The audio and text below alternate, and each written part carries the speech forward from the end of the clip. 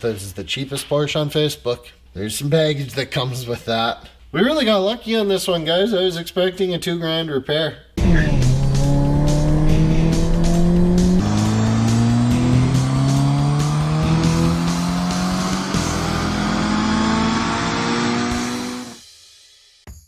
Alright guys, so this week we're getting started on the transmission in this. I will say, having the transmission back here makes this really easy. I don't have to put the whole car up in the air to do this. I can keep the front wheels on the ground, which gives me a little bit of, peace of mind that this thing's not just gonna fall down on me.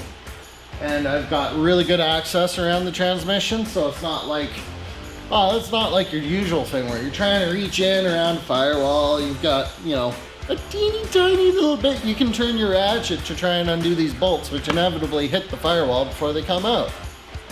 None of that. So this could be, other than the amount of stuff I have to pull out of the way, could be a really easy job getting this transmission out. At least that's what I'm hoping. Anyways, I'm gonna get into that and we're gonna go to a time lapse.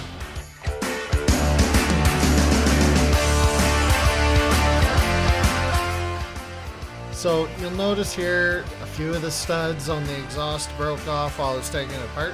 Don't worry, in a video coming up I'm going to be fabricating a custom exhaust for this thing, and all the parts are already here for that, so watch out for that.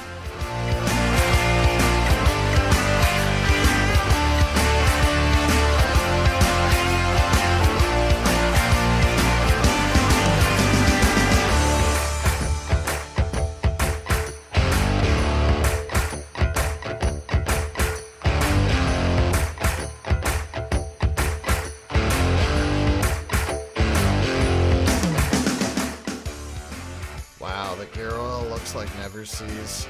That's a bad sign.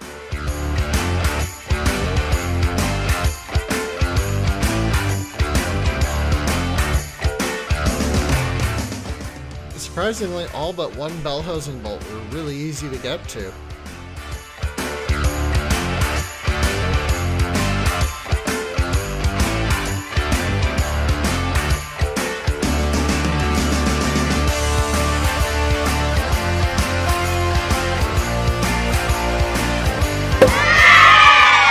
Alright guys, we got it out.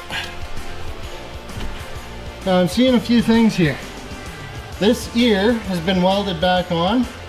I'm assuming that's from whatever damage broke that control arm. But it's just a mounting arm, so it shouldn't be a big deal.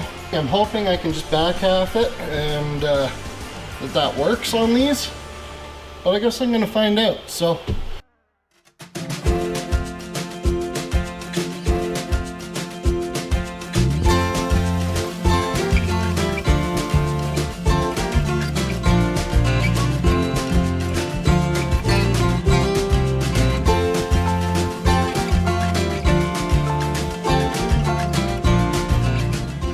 Alright guys, so it's been about a week.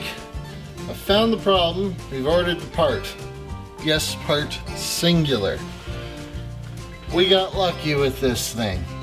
So what the deal is the shift fork here is worn by almost 1/8 of an inch on the fourth gear side. So the reason it was popping out of fourth gear, it wasn't getting engaged all the way. Simple as that.